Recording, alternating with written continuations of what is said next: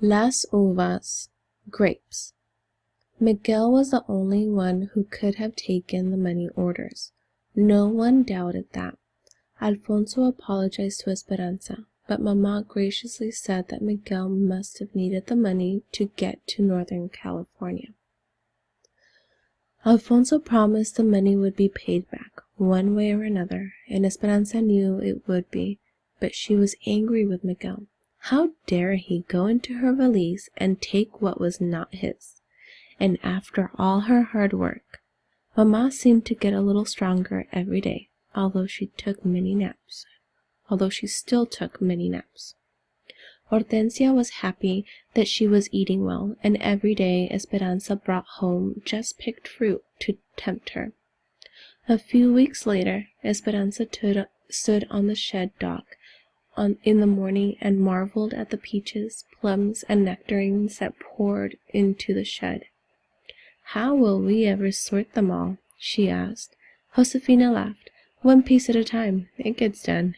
They started with the small white clingstone peaches, and then the larger yellow Albertas. Mamá loved the white peaches, so Esperanza set aside a bag for her. Then after lunch they sorted the flaming gold nectarines. Later that afternoon they would still have to sort a few bushels of plums. Esperanza loved the elephant heart plums, mottled green on the outside and blood red in the inside. They were tangy and sweet at the same time.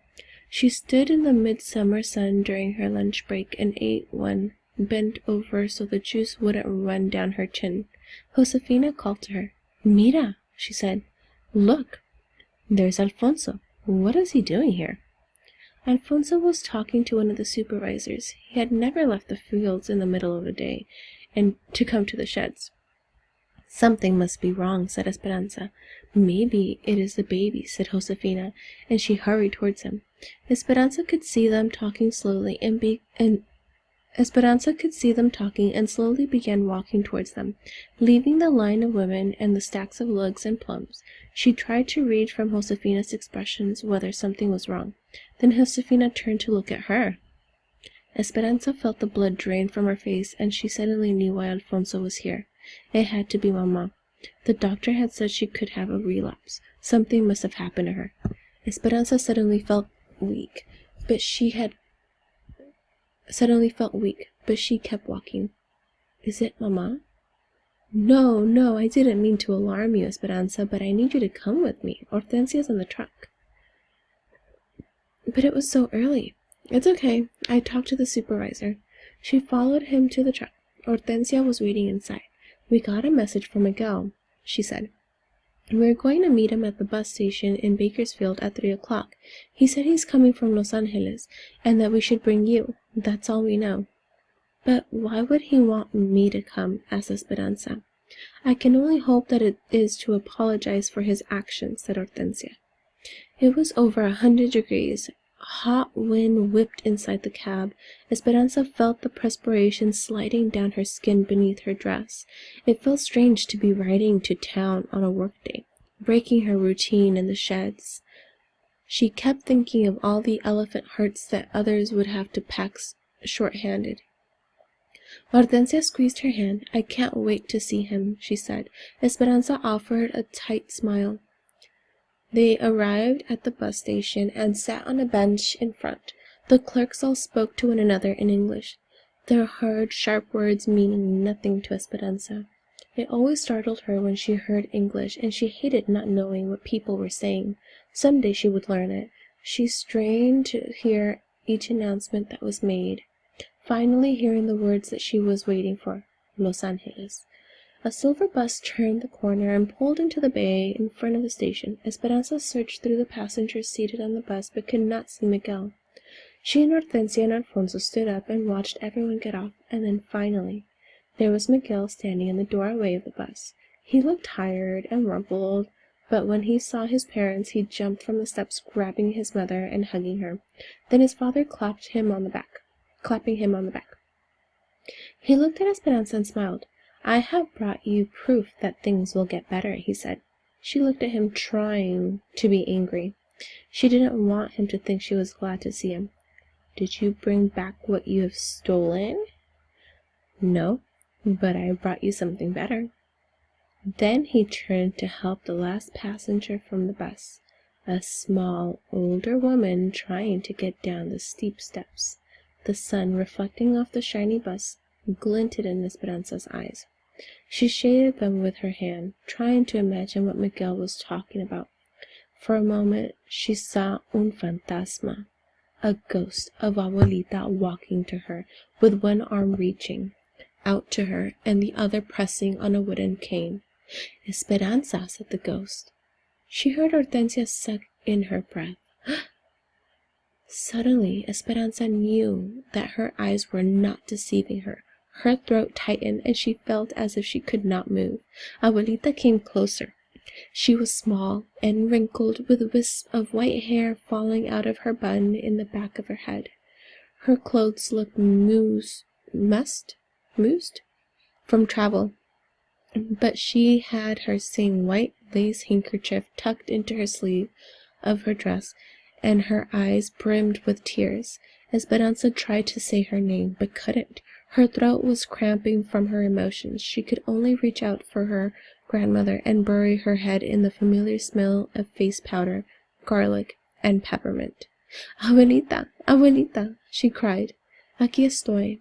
I am here, mi nieta. How I have missed you." Esperanza rocked her back and forward, daring to believe that it was true, looking at her through tears to make sure she was not dreaming, and finally laughing and smiling and holding her hands. Then Hortensia and Alfonso took their turns. Esperanza looked at Miguel. "How?" she asked. "I needed to have something to do while I waited for work, so I went for her." After they pulled into camps, they escorted Abuelita into the cabin, where they found Josefina, Juan, and the babies waiting. "Josefina, where's Mama?" It was warm, so we settled her in the shade. She fell asleep.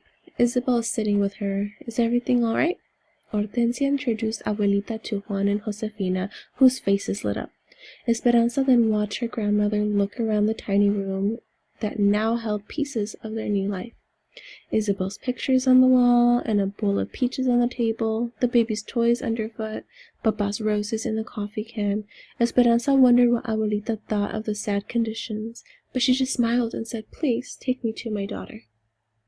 Esperanza took Abuelita's hand and led her towards the trees.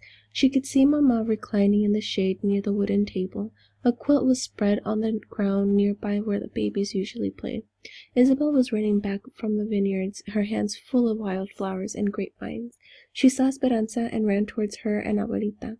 Isabel stopped in front of them, her face flushed and smiling. "Isabel, this is Abuelita." Isabel's eyes widened and her mouth popped open in surprise. "Do you really walk barefoot in the grapes and carry smooth stones in your pockets?" Abuelita laughed. She reached deep into her pocket of her dress and pulled out a flat, slick stone and gave it to Isabel. She looked at it in amazement, then handed Abuelita the wild flowers. "I think you and I will be good friends, Isabel. Yes?" Isabel nodded and stepped aside so Abuelita could go to her daughter. There was no way to prepare Mama. Esperanza watched Abuelita walk to where Mama slept, resting on the makeshift lounge. She was framed by the vineyard, the grapes ripe and ready to drop. Abuelita stopped a few feet from Mama and looked at her. A stack of lace carpetas was at Mama's side, as well as her crochet needle and thread. Abuelita reached out and stroked her hair, gently pulling the loose strands away from Mama's face and smoothing them against her head. Softly, Abuelita said, "Ramona." Mama did not open her eyes, but as if she was dreaming. "Esperanza, is that you?" "No, Ramona, it's me, Abuelita." Mama slowly opened her eyes. She stared at Abuelita with no reaction, as if she was not really seeing her at all. Then she lifted her hand and reached out to touch her mother's face, making sure that the vision was true. Abuelita nodded. "Yes, it is me. I have come." Abuelita and Mama uttered no words that anyone could understand. It was their own language of happy exclamations and overwhelming emotions. Esperanza watched them cry, and she wondered if her own heart would burst from so much joy. "Oh, Esperanza," said Isabel, jumping up and down and clapping. "I think my heart is dancing." Esperanza barely choked out the whisper, "Mine too." And then she picked up Isabel and spun her around in her arms. Mamma would not let go of Abuelita. She scooted over and made Abuelita sit next to her, and held on to her arms as if she might disappear. Suddenly Esperanza remembered her promise, ran back to the cabin, and returned carrying something in her arms.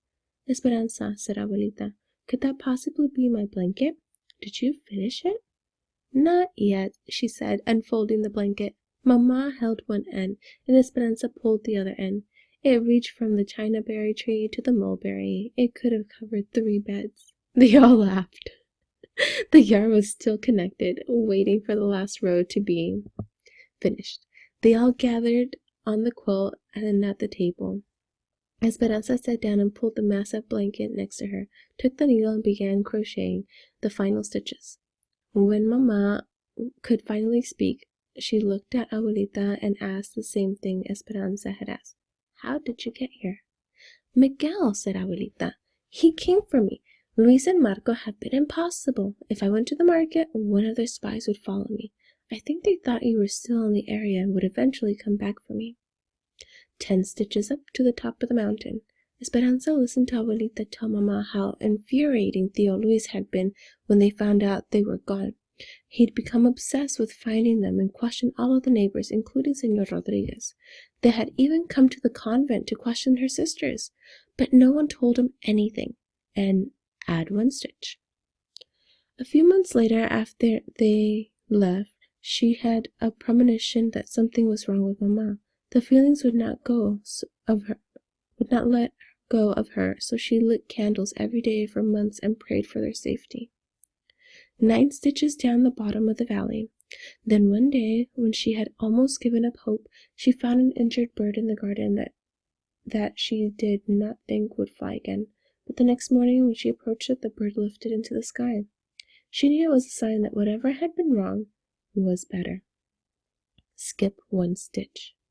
Then one of the nuns brought her a note that someone had left in the poor box addressed to her. It had been from Miguel. He suspected that Abuelita was being watched, so he delivered his notes after dark, telling her of his plan. 10 stitches up to the top of the mountain. Miguel and Señor Rodriguez came in the middle of the night and took her to the train station. It was all very exciting, and Miguel didn't leave her side once during the trip. He brought her all the way here. Add 1 stitch. He said that Ramon and Esperanza needed her. "He was right," said Mamma, her eyes teary again, gratefully looking at Miguel. Mountains and valleys, so many of them, thought Esperanza. When a strand of her hair fell into her lap, she picked it up and wove it into the blanket, so that all of the happiness and emotion she felt at this moment would go with it forever. When Esperanza told Abuelita their story about all that had happened to them, she didn't measure time by the usual seasons. Instead, she told it as a field worker, in spans of fruits and vegetables, and what needed to be done on the land. They had arrived in the valley at the end of the grapes. Thompson, seedless, red Malagas, and the blue-black rivers. Mamma breathed in the dust at the end of the grapes, and that's when she got sick. Then it had been time to prune the grapes and to get ready for potatoes. Working potatoes was the heart of winter and the cold that dampened the bones. And during potato eyes, Mamma had gone to the hospital. There had been no months with names, only the time of tying canes amidst the ghosts of grapes and gray days that never warned. But afterward came the anticipation of spring, and the valley pregnant with needs, graceful asparagus, ripening vineyards, and groaning trees. Then early peaches called, crickets in the fields started their nightly symphonies, and Mamma came home. Abuelita arrived during plums, and now the grapes were delivering another harvest, and Esperanza was turning another year. A few days before her birthday, Esperanza begged Miguel to drive her to the foothills before sunrise. There was something she wanted to do. She woke in the dark and tiptoed from the cabin. They followed the dirt road and headed east and parked where they could go no further. In the gray light, they could see a small footpath to a plateau. When they got to the top, Esperanza looked out over the valley. The cool, almost morning air filled her senses. Below she could see the white roofs of the cabins in straight rows, the fields beginning to take form, and over the eastern mountains a hopeful brightening. She bent over and touched the grass. It was cool, but dry. She laid down on her stomach and patted the ground next to her. Miguel, did you know that if you lie on the ground and stay very still, you can feel the earth's heart beating? He looked at her skeptically. She patted the ground again. Then he lay down as she was facing her. Will this happen soon, Esperanza? Aguántate tantito y la fruta caerá en tu mano. Wait a little while and the fruit will fall into your hand. He smiled and nodded. They were still. She watched Miguel watching her, and then she felt it, beginning softly, a gentle thumping repeating itself, then stronger. She heard it too. Shoomp, shoomp, shoomp. The earth's heartbeat, just like she had felt it the day with Papa. Miguel smiled, and she knew that he felt it too. The sun peeked over the rim of a distant ridge, bursting the dawn into the waiting fields. She felt its warmth washing over her and turned her on her back and faced the sky, staring into the clouds now tinged with pink and orange. As the sun rose, Esperanza began to feel as if she rose with it, floating again, like the day on the mountain when she first arrived in the valley. She closed her eyes, and this time she did not careen over out of control.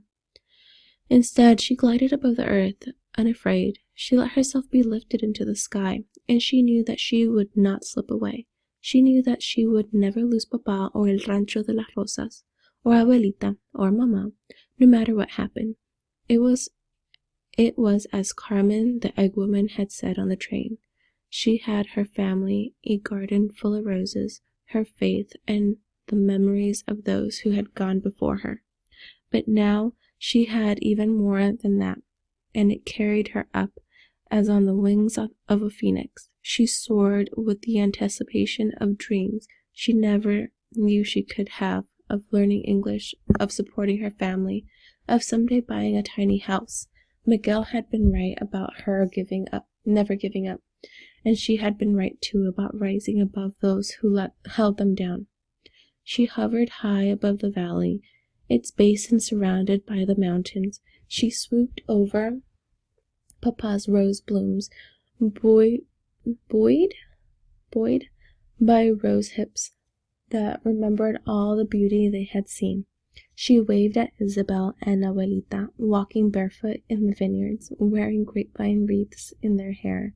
She saw Mama sitting on a blanket, a cacophony of color that covered an acre in zigzag rows. She saw Martha and her mother walking in an almond grove, holding hands. Then she flew over a river, a thrusting torrent that cut through the mountains. And there, in the middle of the wilderness, was a girl in a blue silk dress and a boy with his hair slicked down, eating mangoes on a stick, carved to look like exotic flowers, sitting on a grassy bank on the same side of the river. Esperanza reached for Miguel's hand and found it, and even though her mind was soaring to infinite possibilities, his touch held her heart to the earth. Esas son las mañanitas que cantaba el rey David.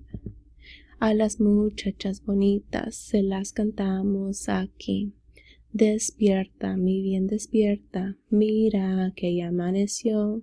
Y a los pajaritos cantan, la luna ya se metió. These are the morning songs which King David used to sing to all the pretty girls. We sing them here to you. Awake, my beloved, awake. See, it is already dawn. The birds are already singing. The moon has already gone.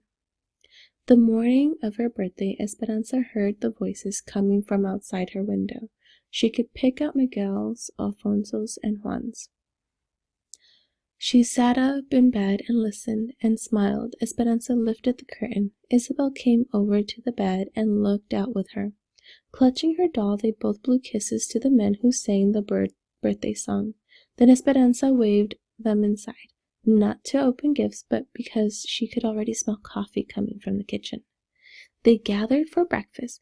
Mamá and Abuelita Hortensia and Alfonso, Josefina and Juan, the babies, and Isabel. Irene and Melina came too, with their family, and Miguel. It wasn't exactly like the birthdays of her past, but it would still be a celebration under the mulberry and chinaberry trees, with newborn rosebuds from Papa's garden. Although there were no papayas, there was cantaloupe, lime, and coconut salad, and machaca burritos topped with lots of laughter and teasing. At the end of the meal, Josefina brought out a flan de almendras, Esperanza's favorite, and they sang the birthday song to her again. Isabel sat next to Abuelita at the wooden table. They each held crochet hooks on the skein of yarn. Now watch, Isabel. 10 stitches up to the top of the mountain. Abuelita demonstrated, and Isabel carefully copied her movements. The needle rocked awkwardly, and at the end of her beginning rows, Isabel held up her work to show Esperanza. Mine is all crooked. Esperanza smiled and reached over and gently pulled the yarn, unraveling the uneven stitches. Then she looked into Isabel's trusting eyes and said, "Do not ever be afraid to start over."